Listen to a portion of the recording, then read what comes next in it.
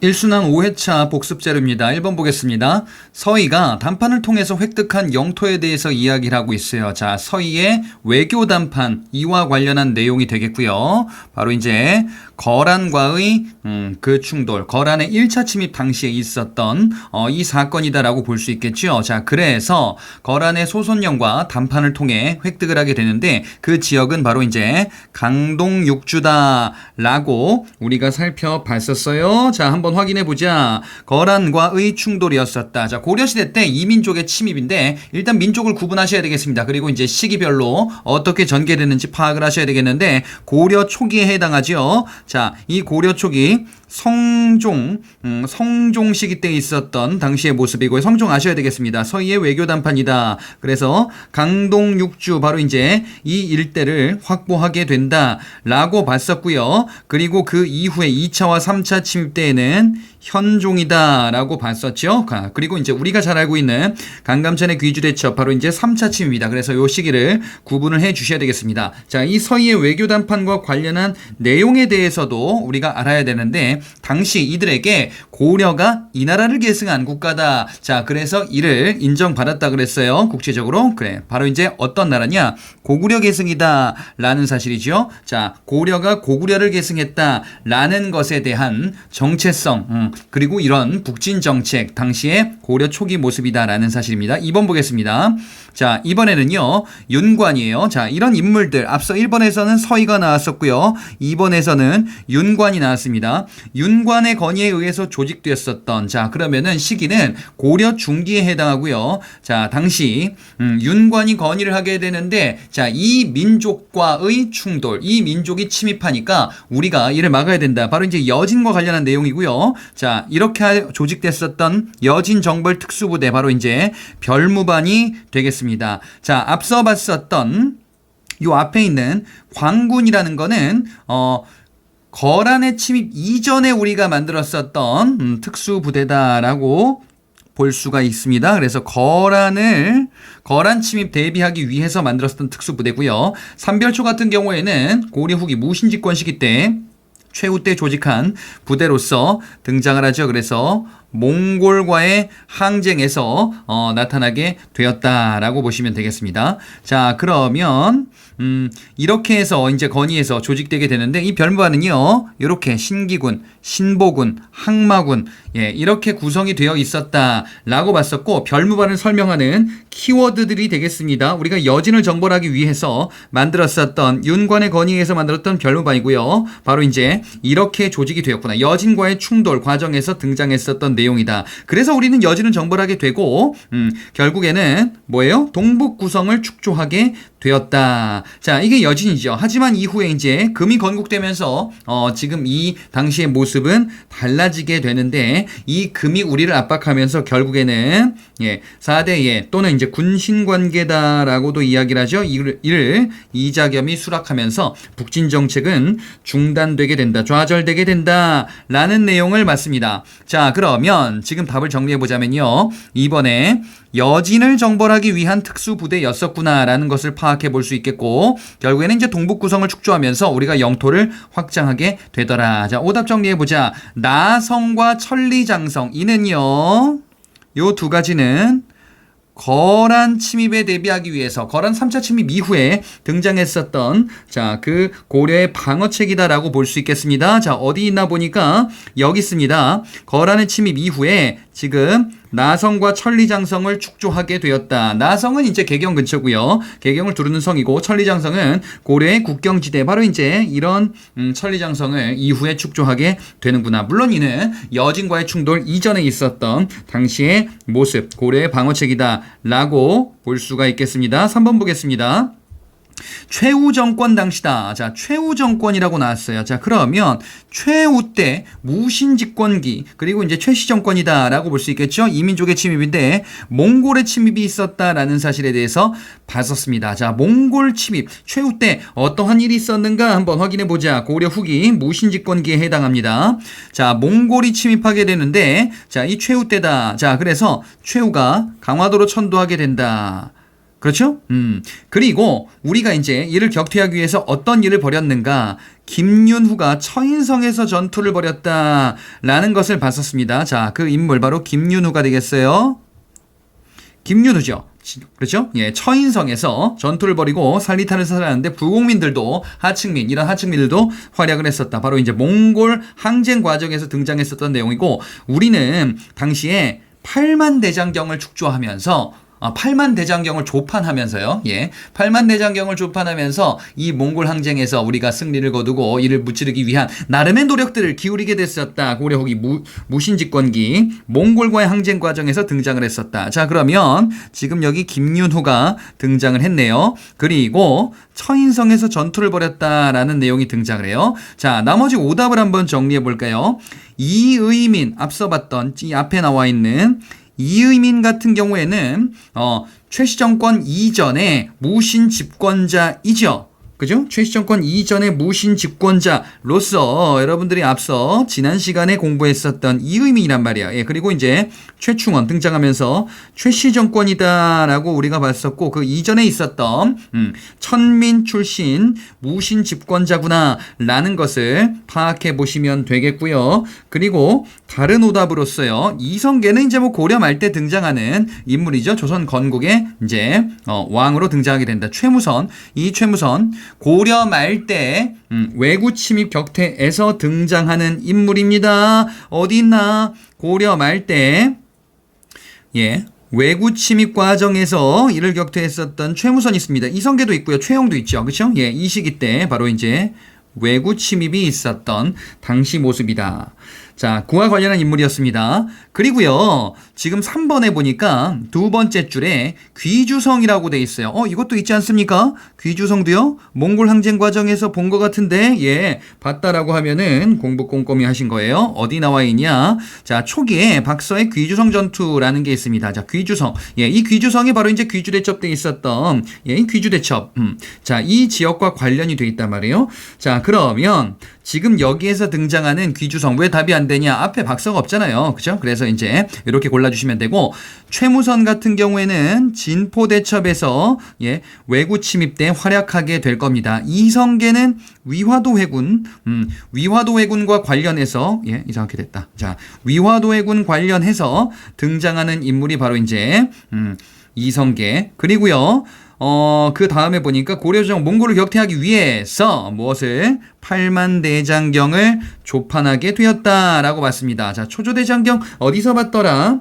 초조대장경은요, 자, 소실된 거예요. 초조대장경이 결국 이렇게 소실돼서 이 대장경을 새로 조판하게 되니 이것이 바로 이제 8만 대장경이다. 두 가지를 구분하셔야 되겠습니다.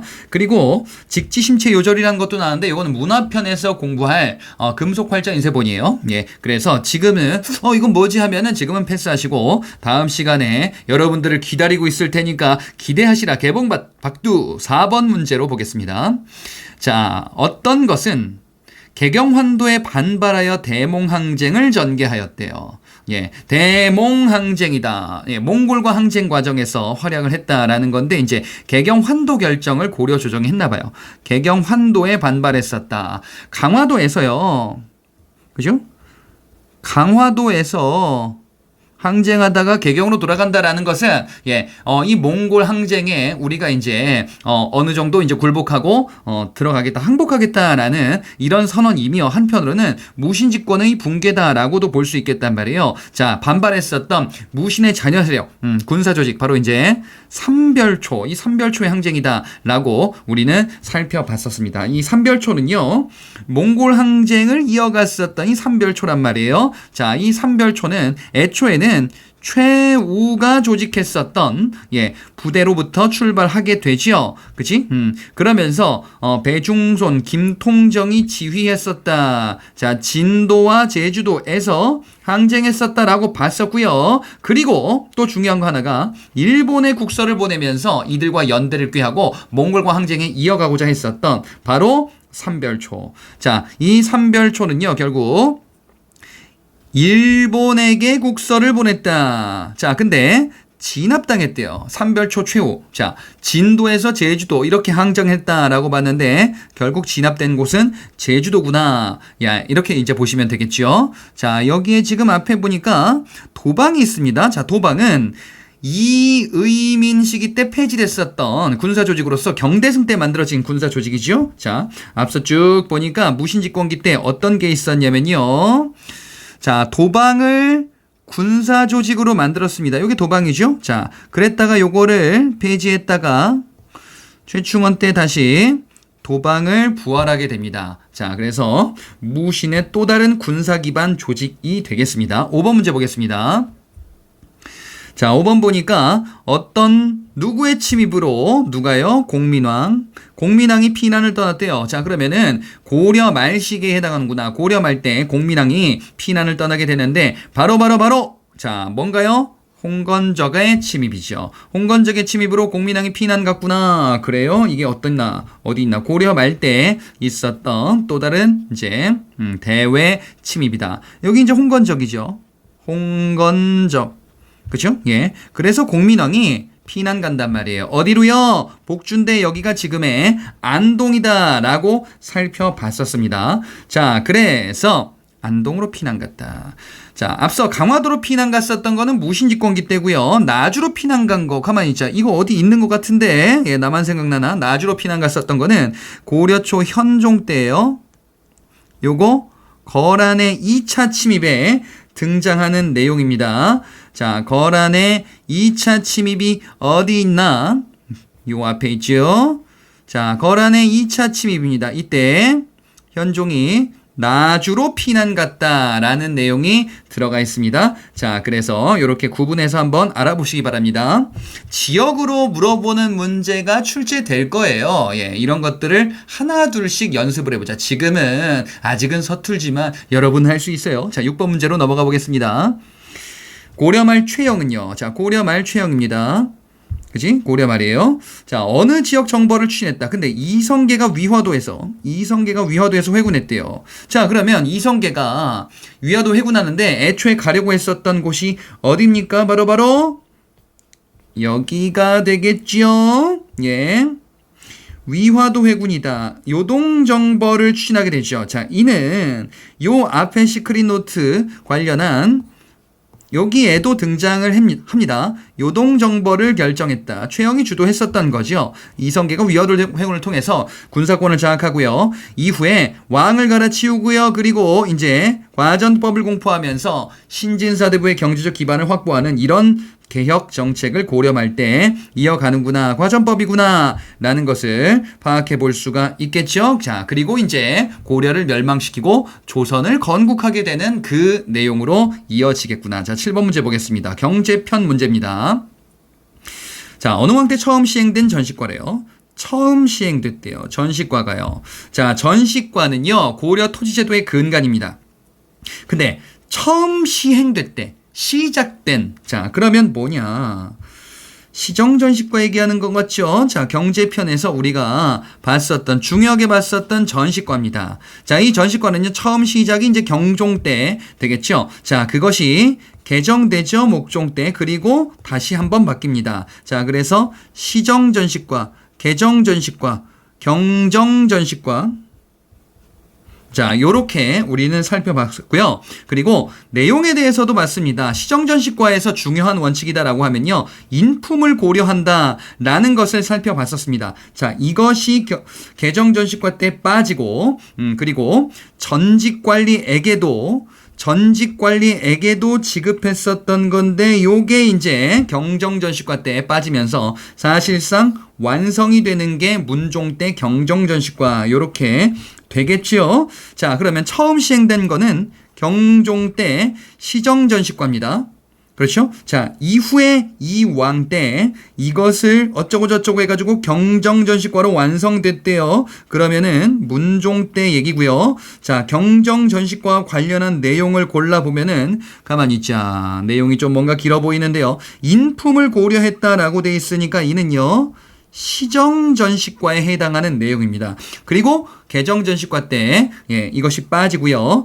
여전히 전현직 관리를 대상으로 한 이런 제도. 자, 그래서 전현직 관리들을 대상으로 하는 거는요. 시정전시과 그리고 개정전시과 모두에 해당한다라는 것을 살펴볼 수 있겠죠. 전현직 관리. 자, 요 두 가지입니다. 자, 그리고 마지막에 현직 관리에게만 지급했다. 즉, 전직 관리에게는 지급하지 않았구나. 그래, 바로 이것이 뭐다? 이것이 이제 문종 때 시행했었던 마지막 경정전시과다라는 것을 살펴볼 수 있겠다. 자, 그런데요. 7번 문제 처음에 태조 왕건 때 뭐 있지 않았나요? 태조 왕건 때 있었던 거는요. 전시과 이전이에요. 이거는 역분전이다라고 봤었죠? 전시과 시행되기 전에 역분전이라는 제도가 있었다라는 거. 자, 이게 바로 이제 태조 왕건 때. 그리고 이제 전시과로 개편돼서 고려 토지제도의 근간이 되기도 한단 말이죠. 자, 다음 문제 보겠습니다. 8번 문제입니다. 전시과에서 5품 이상 고관에게 지급된 세습 기반의 토지다. 자, 전시과 얘기인데요. 5품 이상의 고관이래요. 5품 이상의 고관이다. 고위 관료에게. 근데 중요한 게 또 하나가 세습 기반 토지래. 자, 이는 반납하지 않고 세습하는 이런 성격이 강하다라고 봤었죠. 자, 음서제도와 더불어서 이 고위 관료 귀족들의 기반이 됐었던 바로 이제 공음전에 해당하는 내용이다. 자, 이는요. 전시과 토지의 종류가 무엇이 있는가와 관련한 내용에서 우리가 살펴봤었습니다. 그 중에서 중요한 게 바로 이제 뭐였었냐? 5품 이상의 관리에게 지급했다. 바로 이제 공음전이다. 자, 가장 중요한 토지다. 자, 그리고 이제 세습이 가능하다라고 봤었죠. 자, 고위 관리인데요. 6품 이상, 6품 이하 관리들에게 자제에게 지급했었던 바로 이제 한인전이 있죠. 자, 그래서 1번은 공음전이고요. 그 다음에 2번이 한인전이었죠. 한가하단 말이야. 자, 이들에게 지급해서 이제 관인신분 세습을 위한 목적이다라고 봤었고요. 그 밑에 있는 거는요. 하급 관리들 유가족에게 주로 지급했었던 요거는 이제 구분전이다라고 살펴봤었습니다. 그 다음에 국가 수조권 행사하는 토지로서 왕실경비 충당은 내장전, 관청경비 충당은요 공해전. 지금 안 외워지실 텐데 중요한 것들 위주로만 한번 보시기 바랍니다. 공음전, 한인전 한번 구분해보자. 자, 이런 취지에서 한번 문제를 만들어봤습니다. 자, 그래서 뒤에 있는 거 6품 이하 관리 자제에게 지급했다라는 내용이 등장하니까 자, 이 공음전과 구분해보자 이거예요. 한인전이다. 자, 오답 정리해보자면요. 아까 봤던 건데요. 구분전 같은 경우에는요, 요거는 유가족입니다. 하급 관리 유가족에게 지급했었고요. 그 다음에 내장전 같은 경우는 요거는 왕실 경비 충당하기 위한 자 토지로서 활용되는 제도입니다. 자, 9번 문제로 넘어가 보겠습니다. 고려시대, 자 이번엔 농법 얘기입니다. 이것의 시행으로 휴경지를 극복하기 시작했대요. 자, 고려 때 이게 처음 나왔구나, 또는 중세시대다 라고도 이야기를 합니다. 휴경지를 극복했다. 휴경지 극복이다라는 것은요, 결국에는 매년 경작할 수 있게 가능해졌다라는 것을 이야기를 하죠. 자, 매년 가능하기 위해서는 토지의 지력을 계속 유지를 해야 돼요.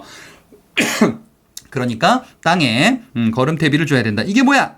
시비법이죠. 자, 시비법이 거름대비 주는 방식이다 라고 살펴볼 수 있겠네요. 자, 앞서 처음에 나오는 우경 같은 경우에는 이는 신라 지중왕 때, 신라 지중왕 때 등장하는 내용이에요.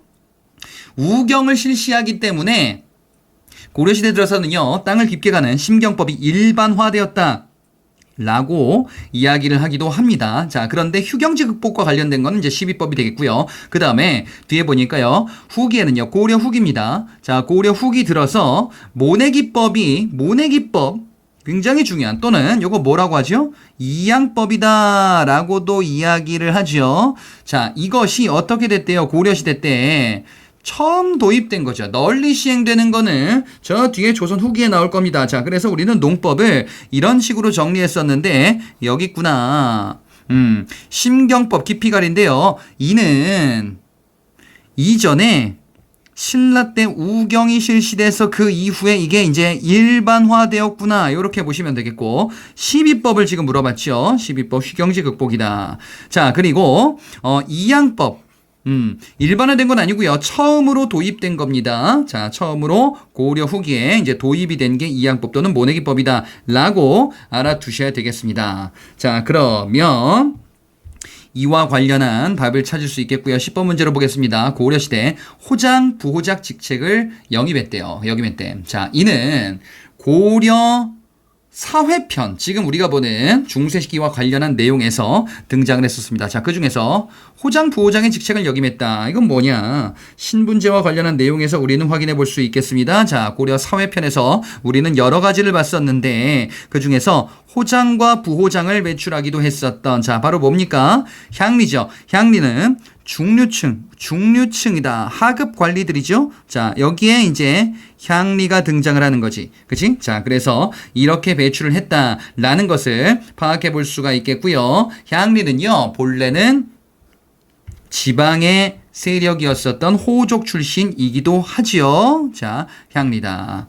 자, 문벌귀족은 귀족이고요. 자, 백정. 고려시대 백정은 뭡니까? 자, 고려시대 백정이다라고 하면요, 이는 일반 농민들을 지칭하는 단어구나 라는 것을 중요하게 또한 살펴봤었습니다. 자, 그래서 고려시대 백정으로 칭한다. 일반 대다수 농민이다. 자, 이들 양민이다 라고도 했었던 일반 평민들 얘기하는 거죠. 자, 그리고 또 보니까 특수행정구역에 대해서 이야기를 하고 있습니다. 특수행정구역이다. 자, 그럼 뭐예요? 향부곡소죠. 향부곡소의 특수행정 주민들은요, 신분상 양인이었는데 일반 농민들에 비해서는 차별을 받았다. 세금 부담도 무거웠다라고 봤었습니다. 자, 그래서 향부곡, 그 중에서 소 같은 경우는 고려시대에만 존재를 하니까 향부곡은 이전에도 있었고요. 자, 이 소에 대해서 중요하게 알아두고 넘어가셔야 되겠습니다. 신분제 관련한 내용을 봤습니다. 11번 문제 보겠습니다. 자, 고려 이들 집권 시기에는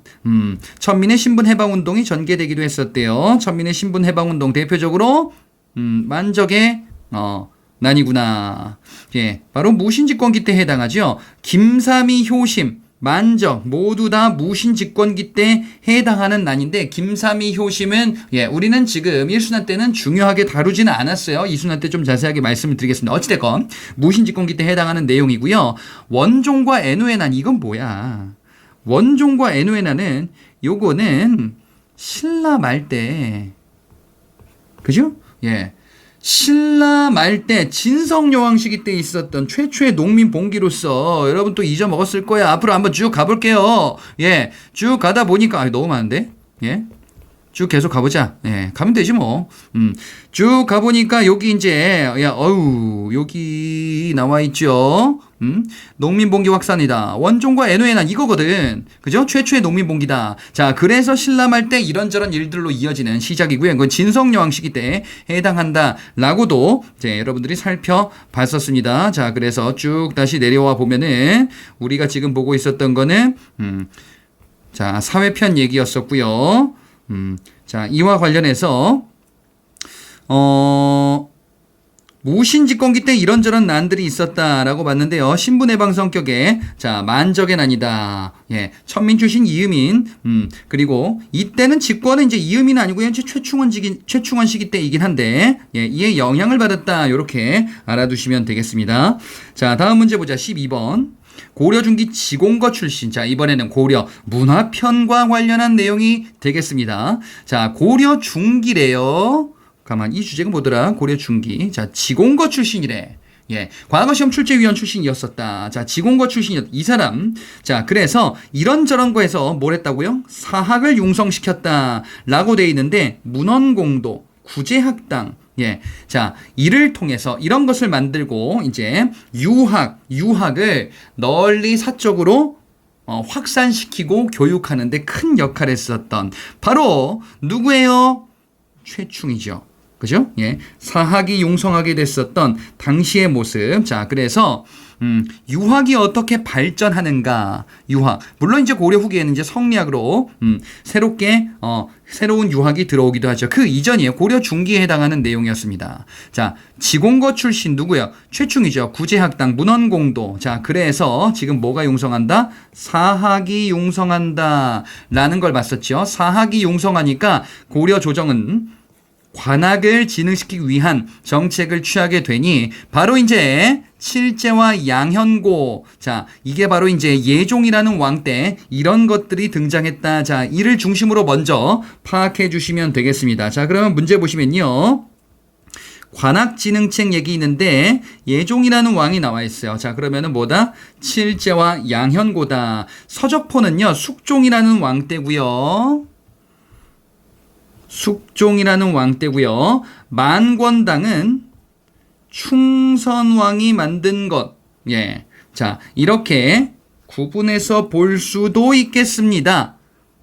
지금 이게 어디 있냐면은 숙종 때 서적포를 설치했다. 자, 물론 예종 때 요거 만든 게 더 중요할 겁니다. 그 다음에 충선왕이라는 왕 때, 자, 만권당이라는 것을 두기도 해요. 만권당이라는 학술 교류기구를 원나라에 두기도 했었다. 공민왕 이전에 있었던 충자 왕들 원간섭기 때 해당하기도 합니다. 자, 그래서 이렇게 나누어서 봤습니다. 13번 문제로 넘어가 보겠습니다. 고려 말 이 사람에 의해 도입됐었던 이것은 신진사대부의 사상적 기반이래. 그리고 고려 말이래요. 자, 그럼 뭐 얘기하는 거예요? 성리학 얘기하는 거지. 자, 성리학을 누가 들여왔냐 이거야. 안향입니다. 자, 안향에 의해서 들여왔었던 이 성리학은 이후에 이재현, 이색 요렇게 이어지기도 할 거예요. 자, 그 내용 어디 있는가? 자, 고려 말 때 새로이 들어왔었던 뭐예요? 성리학이에요.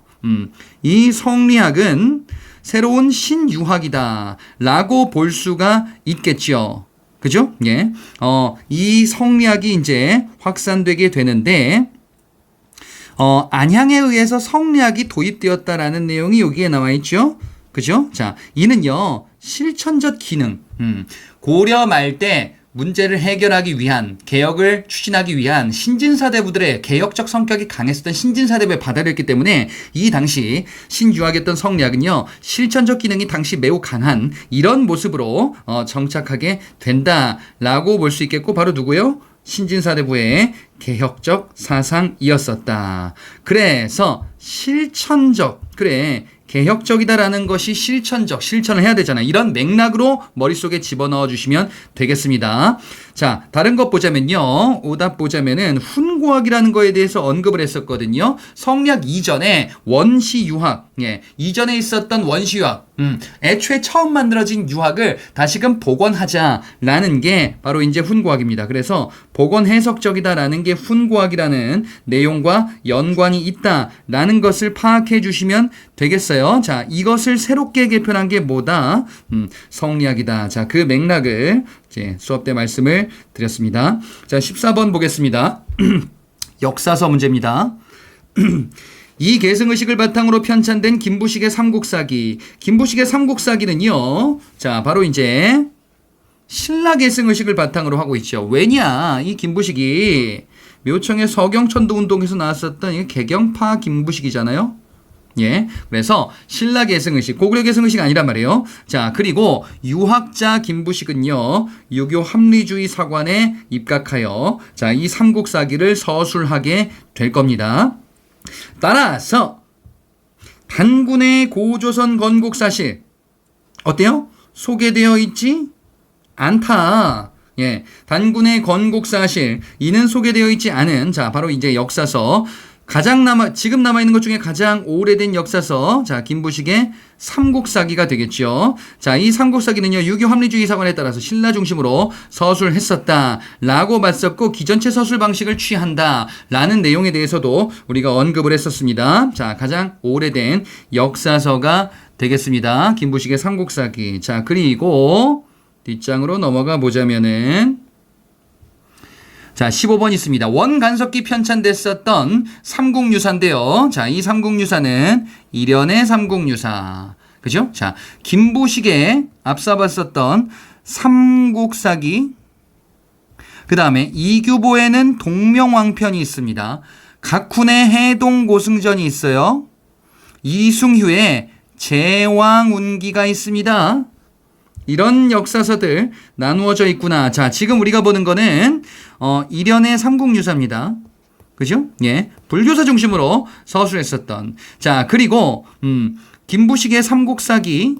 김부식, 그 다음에 이규보의 동명왕편, 각훈의 해동고승전, 이승유의 제왕운기, 이런 것들이 이제 오답으로 인물로 등장을 하게 되죠. 자, 그래서 이 삼국유사에 대해서 지금 이야기를 하고 있는데, 삼국유사가 등장하는 시기, 자, 삼국유사는 가장 오래된 고조선 단군의 건국사실이 담겨진 가장 오래된 역사서가 되겠죠.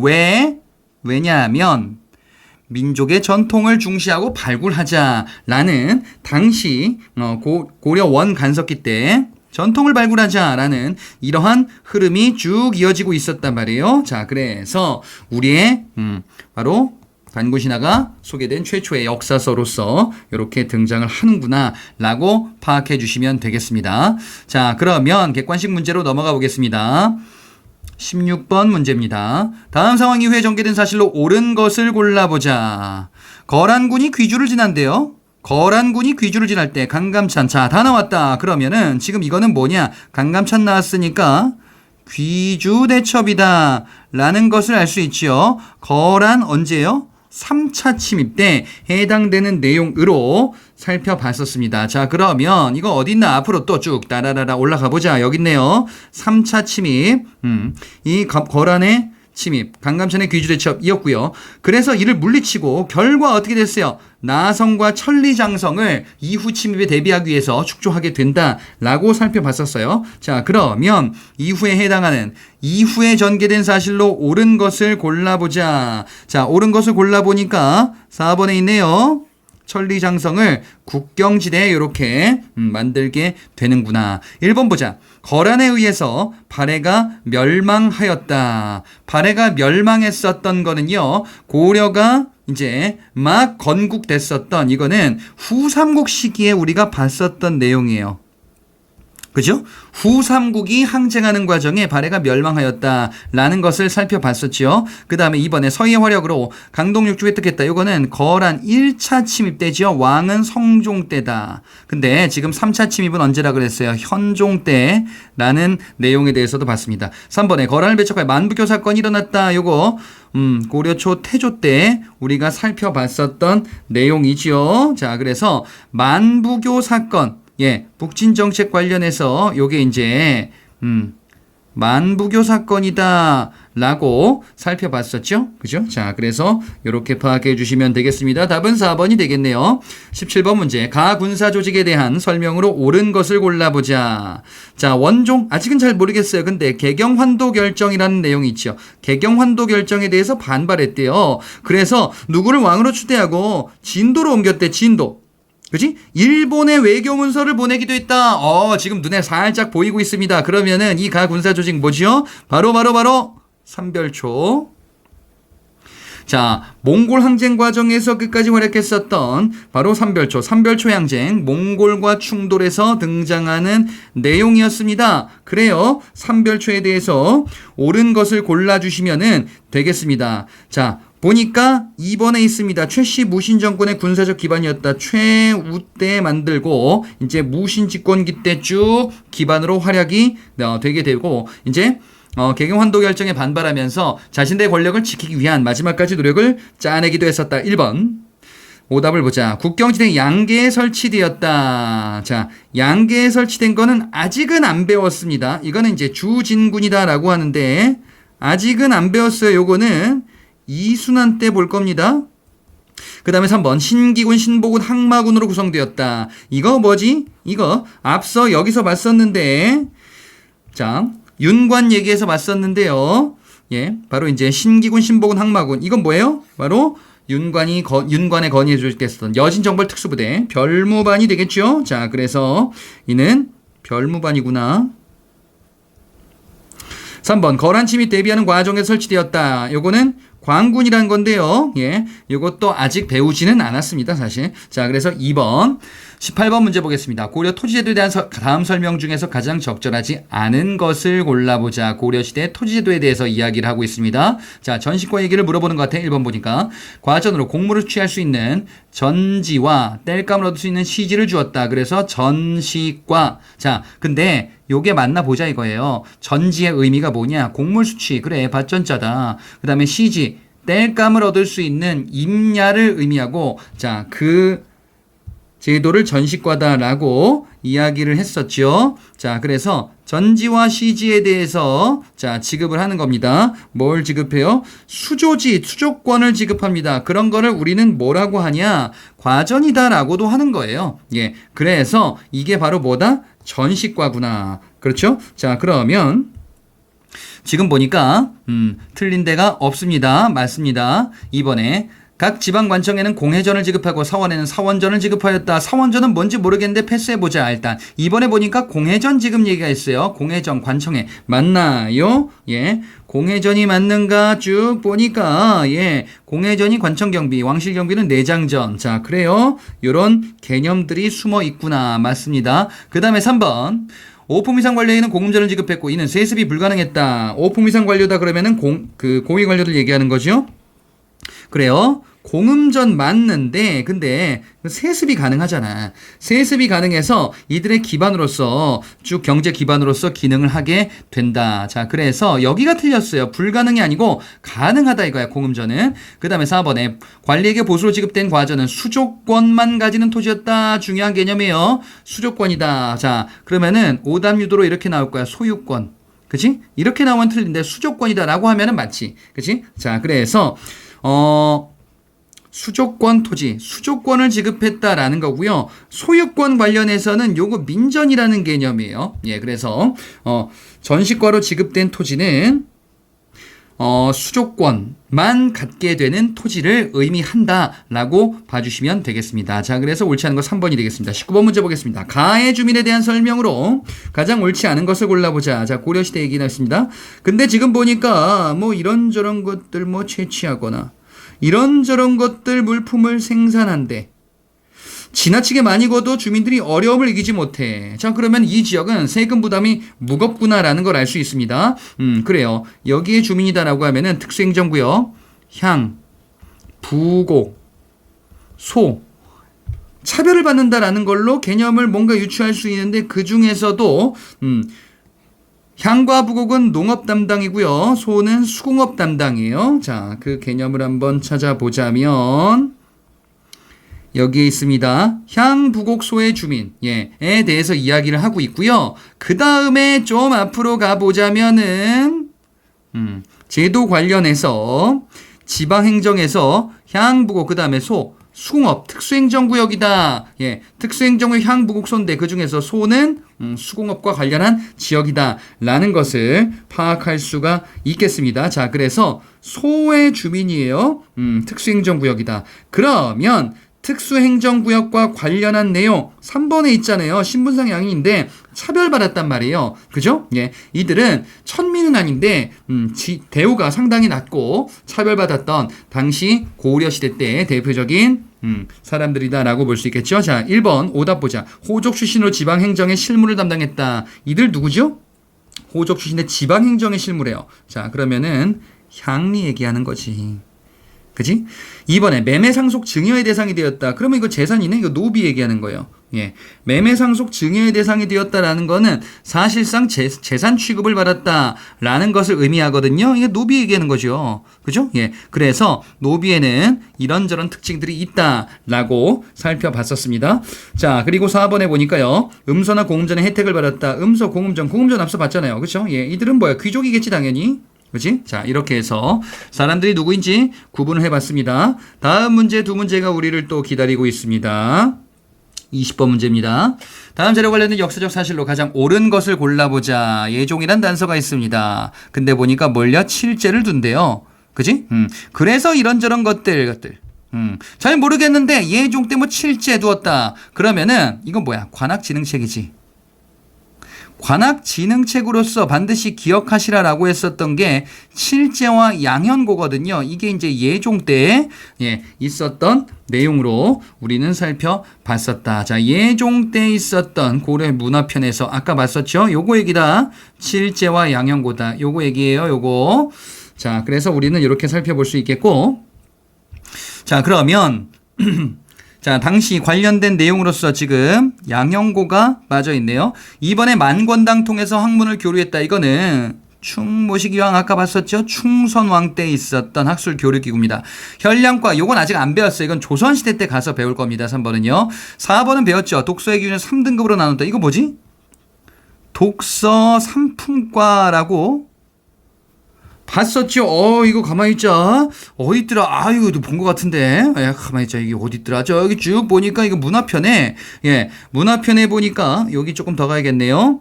자, 융합과 관련해서 시크릿노트 28쪽이네.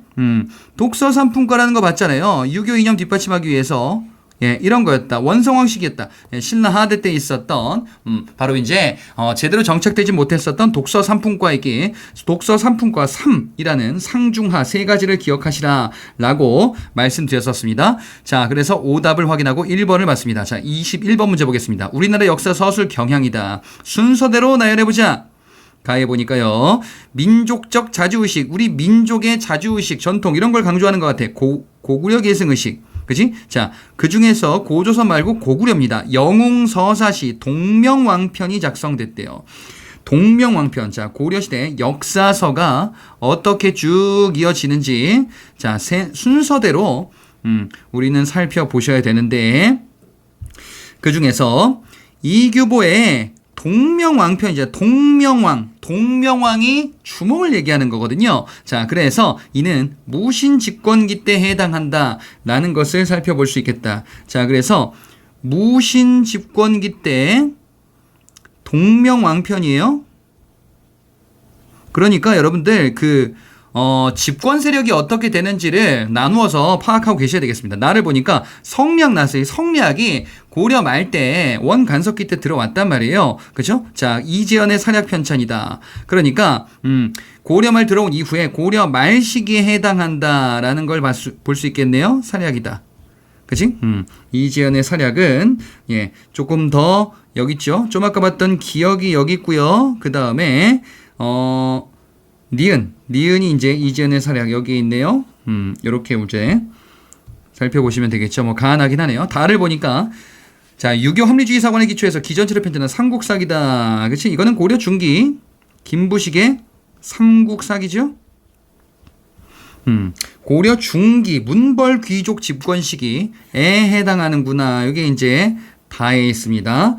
자, 그리고 라를 보니까 민족 자주의식을 바탕으로 이해하려는 경향인데 이승유의 제왕운기가 대표적이래요. 그러면 이건 이제 원간섭기 때 해당되는 내용으로 삼국유사 나오는 시기와 거의 유사하다라고 보시면 돼요. 자, 이승유의 제왕운기 여기죠. 원간섭기 때. 자, 그래서 이는 라가 되겠습니다. 자, 그래서 순서대로 나열해 보자면 제일 처음이 고려 중기, 그 다음에 고려 후기 무신집권기, 그 다음에 원간섭기, 그리고 고려 말 신진사대부들과 관련한 내용 이렇게 순서대로 나열해 볼 수가 있겠습니다.